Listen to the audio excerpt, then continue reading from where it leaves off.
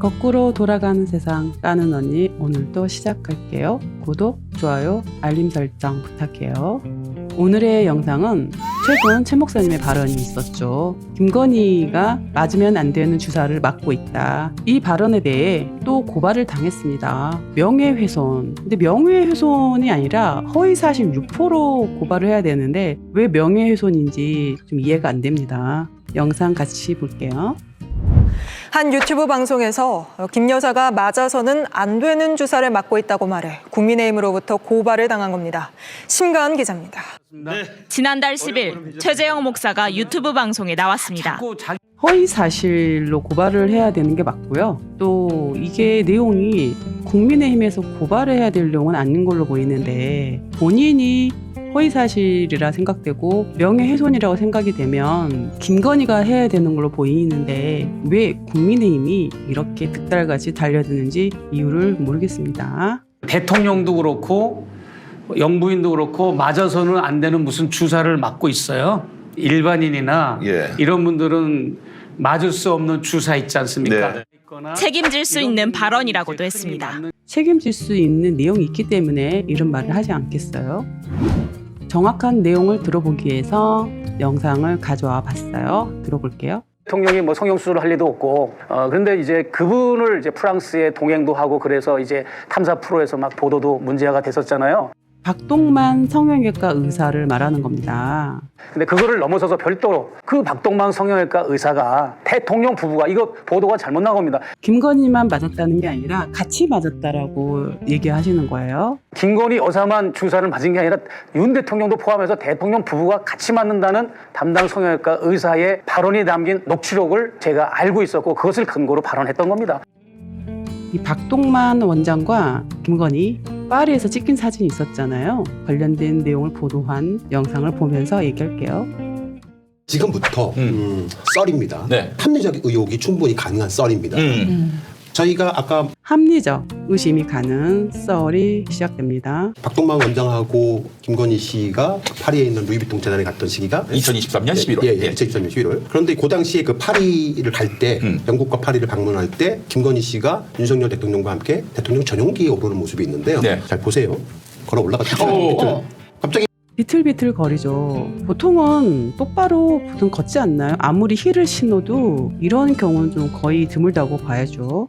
비틀합니다. 삐끗. 그러네. 뭐 힐을 신었으니까 그럴 수도 있겠다 싶은데 계속 제대로 못 걷듯이 비틀비틀 걷습니다. 올라가죠. 예. 올라가는데 보십시오. 손을 잡고 있네. 계속 비틀비틀 거립니다. 예. 한쪽으로 이렇게 걸어요. 왼쪽으로. 보시면 윤석열이가 잡아주는 듯한 느낌이 들죠. 김건희가 계속 흔들흔들 비틀거리는 느낌이 보여요. 쓰러질 듯. 예. 여기 보세요. 그렇죠? 그러니까 땡깁니다. 이 손에 땡겨요. 이렇게 손에가. 네. 한쪽으로 걸으니까. 예. 손을 이렇게 땡겨갖고 가슴 쪽으로 올립니다. 자기 손을 땡겨갖고 가슴 쪽으로 올립니다. 자기 손을 땡겨갖고 가슴 쪽으로 올립니다. 자기 손을 땡겨갖고 정신 못 차린 사람처럼 걸음이 비틀비틀 거릴까 의아했어요. 예. 그리고 실제 이 유럽을 이제 순방을 하면서 여러 국가를 돌았는데 시체 적응이 잘 안 됐나? 이런 생각이 들 정도로 심하게 좁니다. 그 흔들흔들거리고 제대로 잘 걷지 못하고 꾸벅꾸벅 조는 영상을 많이 보잖아요. 일반적으로 정상적으로는 보이지 않으니까 다들 의아해하죠. 많이 졸고 자주 졸고 있는 듯한 모습을 본다라는 거는 의심이 갈 수밖에 없습니다. 꼬박 졸아요. 계속 상대방 정상들과 이야기하는데도 눈을 끔뻑끔뻑대면서 마치 잠에 취한 듯 아웃 오브 너. 계속 보시면 되게 졸아요. 꾸벅꾸벅. 그죠? 진짜. 예. 아니. 눈을 다 감지도 않네. 예. 보시면 이제 거의 잘 것 같아요. 네. 옆에 있는 윤석열 대통령이 옆에서 잘 것 같으니까 쓱 쳐다봅니다.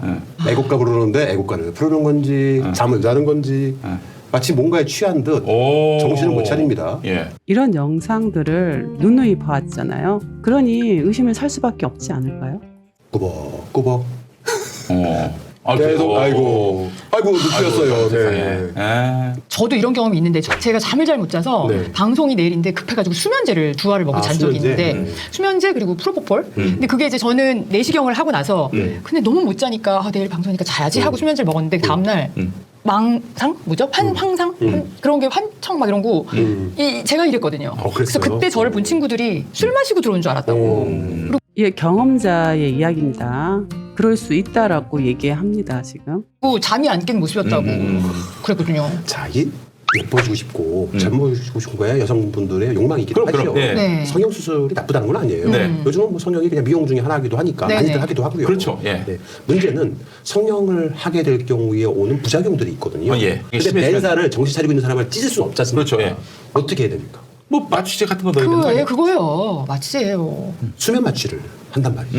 수면 마취가 보통 우리 우유 주사라고 들어보셨습니까? 네네네. 우유 주사, 예. 프로포폴, 예. 그걸 마취. 성형외과에서는 마취제를 프로포폴이라고 합니다. 짧은 시간 안에 마취를 해야 되고 깔끔하게 깨어나기 때문에 일반 마취제와는 다르다고 합니다. 이게 우유주사 일명 프로포폴이라고 합니다. 예. 근데 이게 굉장히 절제해서 투약을 해야 돼요. 그렇지. 프로포폴이라는 게 자칫 잘못하면 생명의 위험을 오. 촉발시킬 수가 있습니다. 예예예. 그러니까 성형과 피부과적 시술을 무분별하게 많이 받는 경우에 도파민이 이 조절 기능이 마비가 되면서 도파민이 과다 방출이 된대요. 네네. 그래서 황홀감. 성형을 자주 하게 되면은 이 우유주사라는 거를 자주 맞을 거 아니에요? 자주 맞다 보면 이 황홀감이라는 거를 자주 느끼게 되겠네요.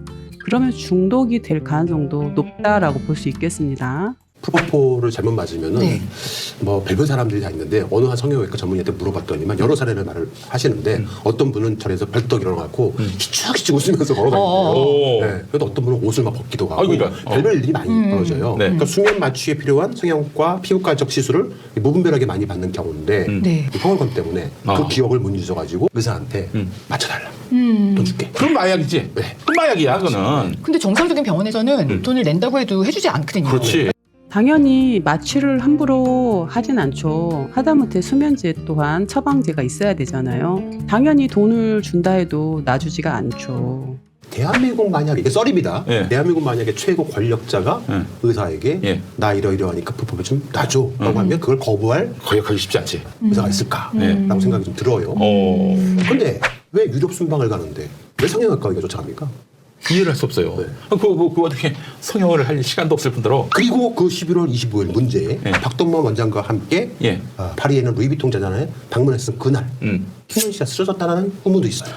쓰러졌다는 후문도 있다. 이게 부작용일 가능성도 있다라는 거네요. 이 부작용으로 인해서 그럴 수가 있다고 전문의들은 얘기를 하더라고요. 아까 프로포폴에 중독되게 되면은 이제 황홀감이 올라가고 도취감이 올라간다고 말씀드렸잖아요. 그 도취감을 맛보기 위해서 중독이 되는 거예요. 그러니까 단지 잠이 안 와서 맞는 정도가 아니라 네. 그 다른 어떤 목적으로 또 맞을 일단 가능성이 있다. 스트레스가 해소된대요. 그리고 통증의 일시적인 완화가 또 있답니다. 프로포폴을 찾는 이유가 꼭 잠을 떠나서 다른 여러 이유가 있을 수 있다라고 추정을 해보는 겁니다. 또 성적인 공상과 몽상과 같은 증상이 나타난대요. 오르가죠? 네네. 그게 나타난대요. 요거 되게 흥미진진해요. 무슨 소리야? 네. 그리고 수면에서 깨어났을 때 쾌적한 느낌이 듭니다. 네. 이렇듯 프로포폴에 중독이 되면 이런 증상들이 있다라고 의사들의 의견이 있다고 하는 내용이죠. 스트레스에 하속 이렇게 쌓여 있거나 아니면 잠을 잘 못 자고 불면증에 시달린 사람은 이거 한번 맞으면 이 충동을 못 벗어나는 거죠. 영상을 보셨다시피 썰이지만 충분히 가능성이 있다 싶을 정도의 썰입니다. 의사들의 소견도 들어보고 프로포폴에 중독이 되면 어떤 증상이 나타난다라는 것도 볼 수 있는 거죠. 결론은 최재형 목사 이분은 그 박동만 지금 현재 주치의라고 있는 박동만 원장의 말이 있었다는 거죠. 그런 내용을 바탕으로 말을 했기 때문에 이게 허위사실 유포가 아닌 명예훼손이라고 고발을 당했는데 과연 명예훼손일지 박동만 원장의 이야기를 들어봐야 될 것 같습니다. 마지막 영상 볼게요.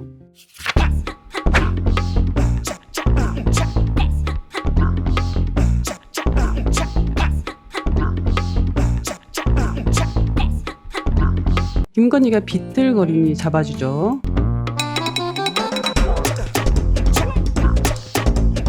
이때도 비틀거리는지 삐끗한 건지 어쨌건 잡아줍니다.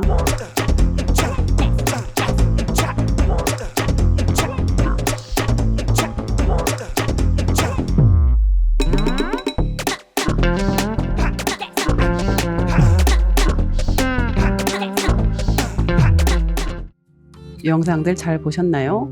역대 정권 중에 국민들을 향해서 이렇게 고소고발이 난무한 적이 있었던가요? 고소고발이 이렇게 난무를 하니 어떻게 국민들이 살 수 있겠어요. 마음 편하게 사는 그날 곧 올 것 같고요. 오늘도 여기까지. 다음에 또 가요. 바이바이.